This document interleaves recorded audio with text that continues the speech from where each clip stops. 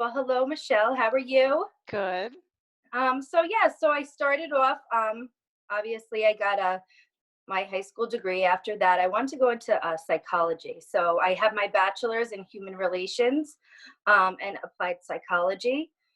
From there, I was unsure what I wanted to do. Did I want to go into the social work field or did I want to go into the teaching field?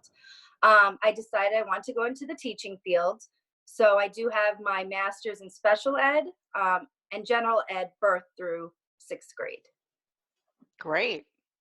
So that makes you definitely qualified to be sharing with Yeah. parents and others. What are some of the best ways to teach your children at home? If you're watching this video and you're freaking out and you're thinking, oh my God, I don't know what I'm going to do here. The teacher sent me home a packet and maybe a laptop or some type of tablet or iPad. But now what do I do? How do I get my kid to sit in front of the TV or not the TV, but not sit in front of the TV Not in front of the TV. and in front of the computer and be watching, Mrs. Henderson or whomever the teacher is? I think the whole issue here is now you have not just only for the parents, you have for the teachers. So now teachers have to all of a sudden learn remote teaching. So they have to be tech savvy. They have to learn how to get on. Can they do remote teaching with the class that they have? Right. Okay. Take the resources the teachers gave you and work with them the best that you can. So what do Right. you do when you're not a teacher? That's overwhelming. How can we teach these children if our profession is not a teacher? What I would say is take a deep breath, okay? They're not going to remember this time. State testing has already, they're not doing state testing anymore. Oh, they're not. Um, Okay. no, Well, they're you're not. in New York, so let me just qualify it by that. I don't know if that's true in Florida or other states. Florida, okay.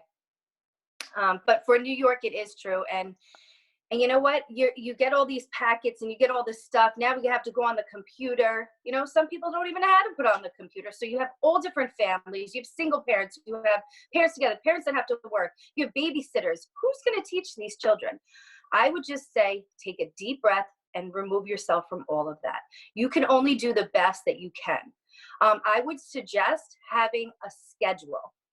So I would make a schedule for your child. So That's good. That's good advice. very good advice. I know it sounds silly because you're at home, but I would set up the home as almost like a little classroom, or if you can, one of the rooms. I would make a schedule. You know what? 7 to 8, we're having breakfast. 8 to 9, we're going to do fine motor skills. We are going to write. 9 to 10, we are going to do science, and break it up. You know what? From 11 to 12, we are going to put away the laundry. So, just think about your daily life. Obviously, most people don't work from home and they're not maybe throwing in a load of laundry. But, if you're home and you're doing that, so okay, that's 12 o'clock. Like I said, setting the table is another idea.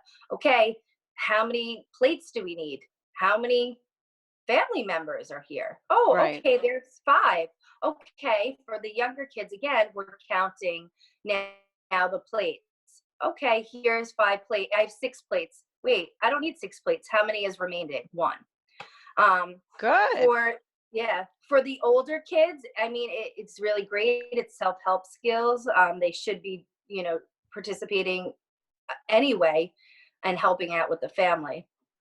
Yeah, and if you have older children, I mean, I know all your children are really young, but Yeah, if you have older children, they may be able to be teaching the younger children. And I know from adult learning theory that according to adult learning theory, the best way to learn is to teach.